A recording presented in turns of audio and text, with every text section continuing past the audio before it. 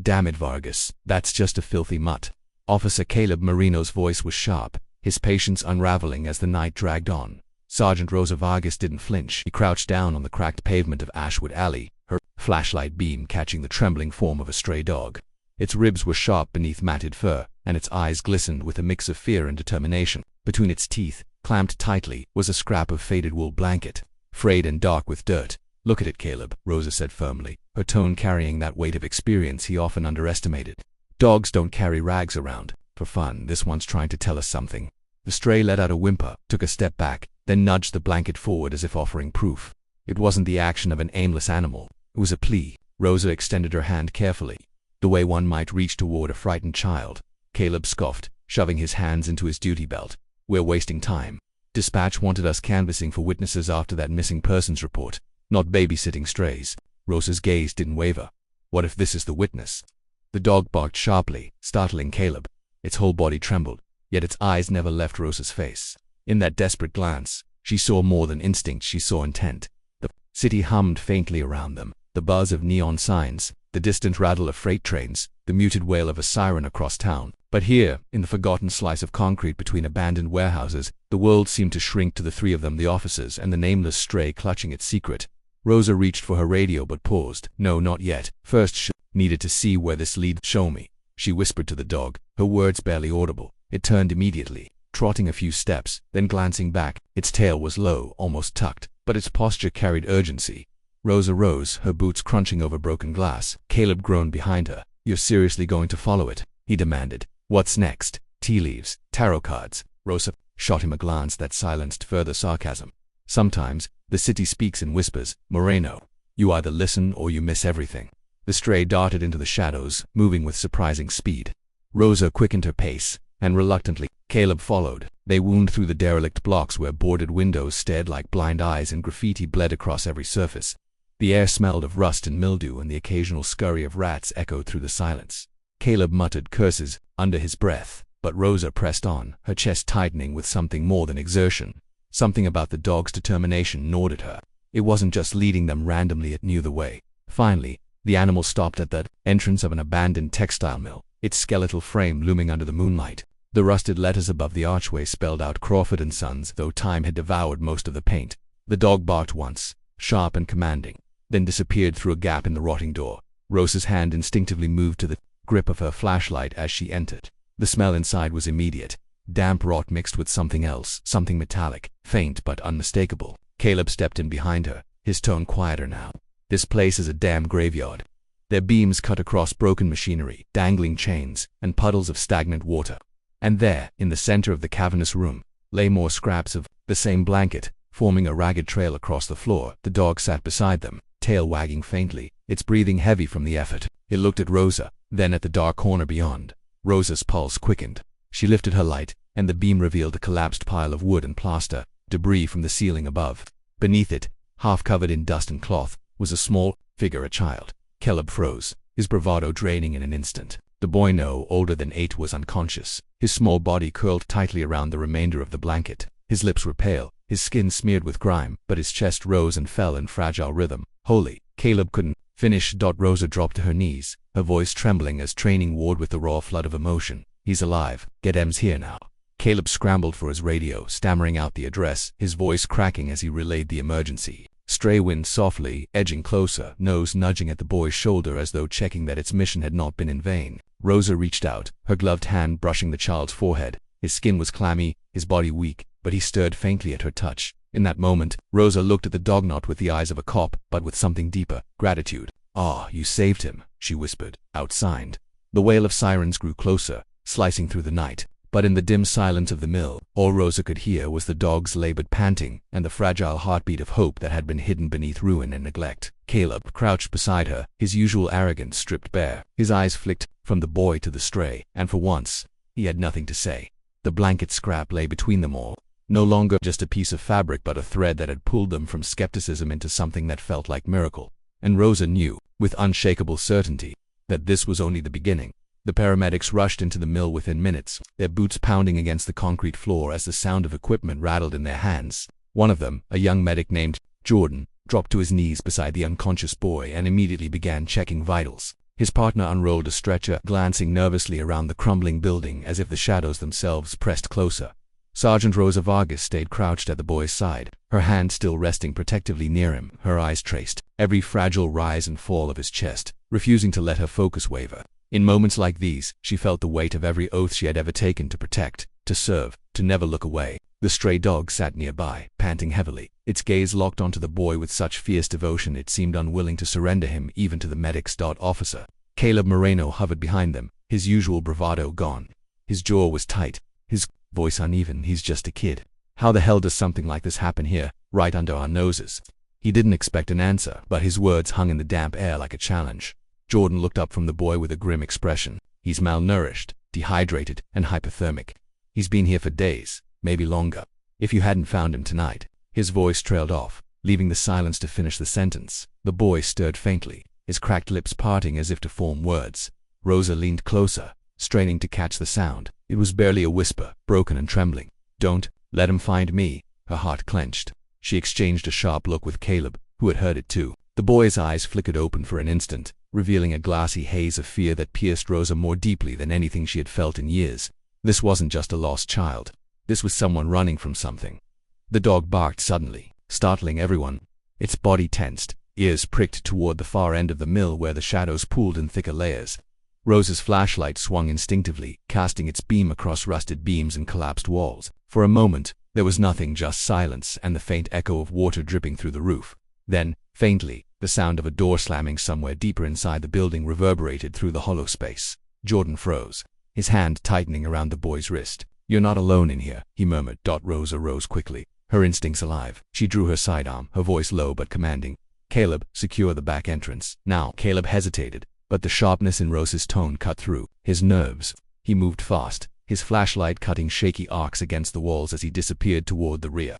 The paramedics exchanged worried looks but kept working, fastening straps around the boy and preparing to move him out.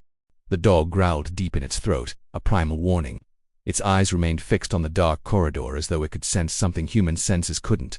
Rosa felt her skin prickle. Whoever had been here hadn't expected them tonight, and, if the boy's words were to be believed, this wasn't just the abandoned misfortune of a child left behind. It was something deliberate, something sinister. She lowered her voice, leaning toward Jordan. "Get him out. Don't stop for anything. Police will secure the scene." Jordan swallowed hard, nodding, and with careful urgency they lifted the boy onto the stretcher. The dog followed close, whining anxiously, refusing to let distance grow between them. Rosa's heart twisted at the sight. It wasn't just loyalty, it was guardianship, as if the animal had been carrying this burden alone for far too long. A shout cracked from the back of the mill, Caleb's voice panicked but furious. "Rosa, someone's here." Her pulse surged. She sprinted toward the sound, flashlight beam dancing over rusted stairwells and fractured tiles. Caleb's light flickered in the distance, his figure partially silhouetted as he stood near a gaping service door. It was swinging slowly shut, as though someone had just slipped through. They ran. Caleb's voice echoed, tall, heavy build, couldn't see the face. Rosa's mind raced, every piece snapping together like shards of glass. The missing child, the blanket trail, the boy's terrified whisper. Someone had hidden him here, and someone had just abandoned their secret in the night. The sirens outside grew louder, backup units arriving at last. The mill was suddenly flooded with voices, radios crackling, and footsteps pounding in from every direction. But Rosa's focus narrowed to a single point. The boy's fear wasn't past tense, it was present. Whoever had left him here wasn't done. She holstered her weapon, her voice low but firm as she turned back to Caleb. "This isn't just a rescue, it's a crime scene." And deep down Rosa knew something else with chilling certainty. Whatever darkness had been hiding in Ashwood Alley tonight hadn't disappeared into the shadows. It was still out there, and now, it knew the police were looking. The boy's fragile form had been rushed to the hospital, and for a brief moment Rosa Vargas thought the story might end there, with a stray dog guiding them to a miracle and the child waking safe under fluorescent lights. But as dawn crept across the skyline, painting the city in pale streaks of orange and blue, Rosa couldn't shake the nagging weight in her chest. There were too many unanswered questions. How long had the boy been missing? Who had left him in that crumbling mill? And why did the dog seem to know exactly where to lead them? She stood in the hospital corridor, her arms folded tightly, watching through the glass as nurses adjusted the boy's IV line. His face was so thin, his skin drawn, and yet when his eyelids fluttered open for the briefest moment, he had clutched for the blanket. That scrap of wool wasn't just a comfort, it was a lifeline, a tether to something beyond the nightmare. Caleb leaned against the wall beside her, less arrogant than he had been the night before. He exhaled slowly. "They're saying his names. Adam, 8 years old, reported missing 3 weeks ago. Parents thought he was gone for good. His voice faltered, uncharacteristically soft. Guess we were wrong. Rosa's eyes narrowed. 3 weeks, nobody's giving us answers about how he survived. Look at him, Caleb. Malnourished, dehydrated. That boy was hidden, kept somewhere. At her feet, the stray dog lay curled up, refusing to leave. Its body trembled with exhaustion, but those sharp eyes never drifted far from the boy beyond the glass. Rosa crouched to stroke its head, feeling the coarse fur beneath her hand. This dog knows more than we do, she murmured. It's not coincidence. It's been guarding him, maybe feeding him scraps, leading him out of somewhere it couldn't reach. Later that morning, when Adam finally spoke, his words cracked the sterile calm of the ward. His voice was faint, a rasp carried on shallow breaths, but the meaning struck like a blade. She said, don't tell anyone. His eyes widened with fear, his small hands gripping the blanket as though it could shield him. Rosa bent closer, but before she could coax more from him, the boy began trembling, retreating into silence. The heart monitor beeped frantically, and nurses rushed in, urging the detectives out. Rosa and Caleb stood stunned in the hallway. Caleb repeated, his brow furrowed. Who the hell is she? The twist lodged itself between them like a secret neither wanted to voice. The city had its share of predators, men who thrived on shadows, but Adam's terror hadn't been directed toward some faceless figure. It was singular, intimate, someone close enough to hush him, someone he still feared. Rosa's gut tightened. If we don't move fast, whoever she is might realize Adam survived. And if she realizes that, she won't make the same mistake twice. The dog barked suddenly, breaking the tension. It scrambled to its feet, nails clicking against the tile, ears pricked toward the entrance of the ward. Rosa followed its gaze, and her heart stuttered. A woman in a faded green coat stood at the far end of the corridor, clutching a purse tightly against her chest. Her hair was disheveled, her lips pressed in a thin line, eyes darting not toward the staff, but directly to the window where Adam lay. Caleb, Rosa whispered sharply, her hand brushing the butt of her holstered weapon. Don't look obvious, but we've got company. The dog growled low, a sound filled with recognition and rage. The woman froze, her gaze flicking to the animal, and in that instant Rosa saw the crack in her composure, the flicker of fear. Whoever this woman was, the dog knew her, but before they could act, she turned and slipped into the stairwell, her footsteps echoing in retreat. Caleb cursed and lunged after her, but Rosa stayed frozen for a heartbeat longer, stunned by the undeniable truth. The scrap of blanket hadn't just been evidence, it was a breadcrumb left behind in defiance. And the dog had been carrying more than a plea for help. It had been carrying testimony. By the time Caleb returned, breathless and furious, she was gone, slipped out into the street. Damn it, Vargas, she was right there. His frustration was raw, the kind that ate at a cop's pride. Rosa knelt to the dog, stroking its trembling body. It doesn't matter, she said quietly. We've seen her face, and so has he. She looked back through the glass at Adam, who slept once more, his chest rising and falling beneath the tangle of wires and tubes. The boy had survived weeks of fear, and the dog had carried his truth into the light. But the danger was far from over. The city outside hummed with indifference, commuters rushing through their morning routines, unaware that a single child's whisper had shifted everything. Rosa straightened, resolve burning sharper than exhaustion. We're not just looking for a missing child anymore, Caleb. We're looking for the woman who thought she could bury him alive. And as the dog pressed against her leg, Rosa knew the next move would determine whether this story ended in justice or in a silence far more permanent. The night air outside the hospital clung heavy with the residue of rain, every surface glistening under the faint glow of sodium lamps. Rosa Vargas leaned against the hood of her cruiser, her eyes fixed on the doorway where the boy had been rushed hours earlier. She had seen countless cases through her years on the force, but none had reached under her skin the way this one had. It wasn't only the boy's fragility that haunted her. It was the quiet certainty that something larger loomed behind the mystery of his disappearance. Caleb paced nearby, rubbing the back of his neck, jittery with nerves he tried hard to disguise. We pulled half the city's records, Rosa. No missing child report matching his face, no family stepping forward, nothing. It's like he doesn't exist. His voice cracked on the last word, betraying his unease. Rosa didn't look at him. Her gaze had drifted to the stray dog, curled on a damp blanket a few feet away. The animal had refused to leave, its ribs rising and falling as it fought exhaustion. But its eyes remained sharp, watchful, almost protective.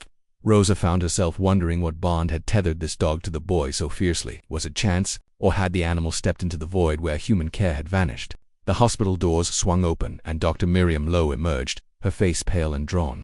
She carried the clipped tone of someone practiced in delivering both relief and despair. He'll live, she said softly, but this child has been malnourished. For months, there are bruises, layers of them, some old, some fresh. Someone's been hurting him. Caleb swore under his breath, his fists clenching. Rosa steadied herself, the words reverberating with the kind of weight that pressed against her chest.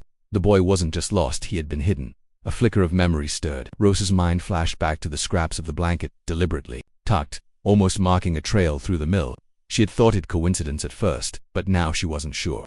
What if it hadn't been random at all? What if someone had wanted him found, but only by those willing to listen? The twist tightened in her gut.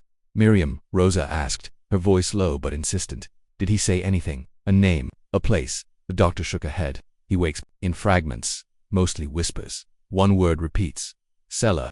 The single syllable cut through the night like a blade.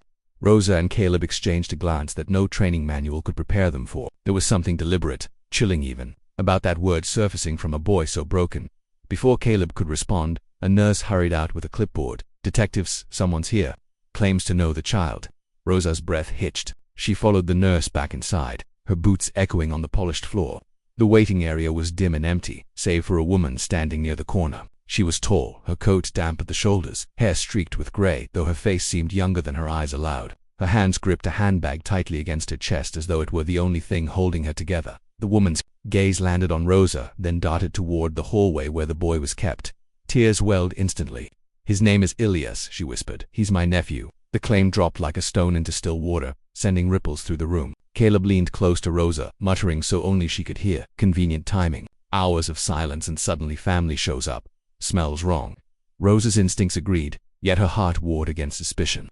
The woman's trembling seemed too raw, too desperate to be feigned. Still, there was something guarded in her tone, as though she feared more than she hoped. "Where are his parents?" Rosa asked firmly. The woman's lips quivered before she finally spoke. "Gone, long gone. And if you don't listen to me carefully, more children will vanish the way Elias did." Caleb stiffened, his skepticism momentarily fractured. Rosa's mind reeled. This wasn't just about one boy anymore, it was a thread tied to something far more sinister, something waiting in the shadows.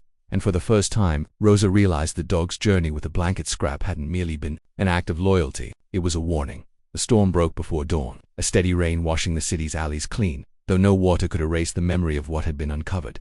Rosa Vargas stood in the cellar hours later, the one Elias had whispered about through his broken voice. The air was suffocating with damp earth and rusted iron, and yet it was the silence that unsettled her most. Small cots lined the walls, scraps of cloth and toys scattered in the shadows. Whoever had hidden Elias had not acted alone.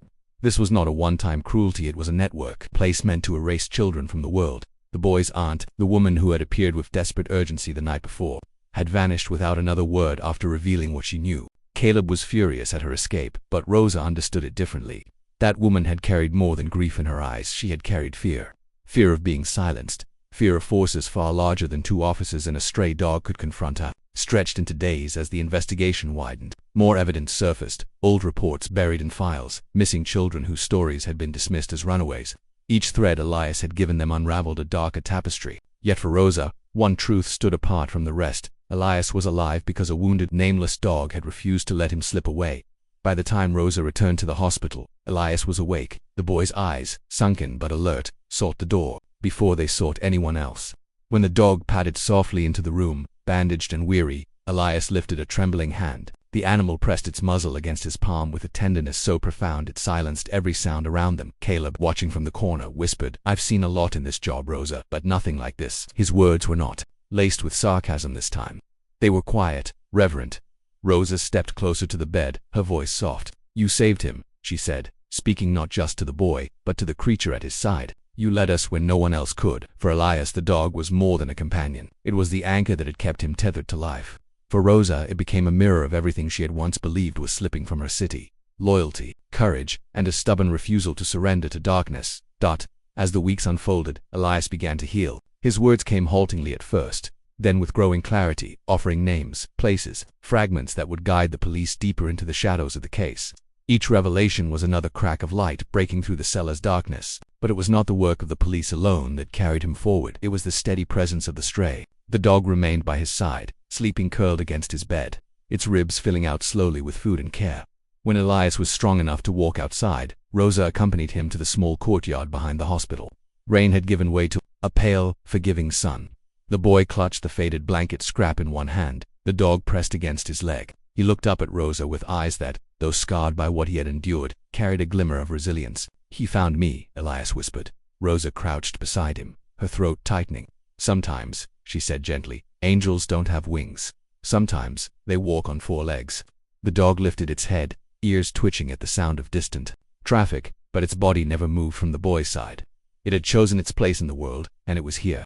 With the child it had carried through fear into safety, long after the case would unfold into headlines.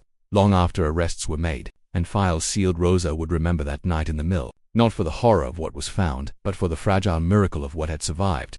In a world where cruelty thrived in silence, it was the unlikeliest of Eliza ragged stray clutching a piece of torn blanket that had refused to stay quiet. And as Rosa watched Elias walk slowly across the courtyard, the dog leaning into him with every step, she felt a truth settle deep within her. Hope doesn't always arrive with fanfare or flashing lights. Sometimes, it limps out of the shadows, scarred and hungry, carrying just enough light to lead you home.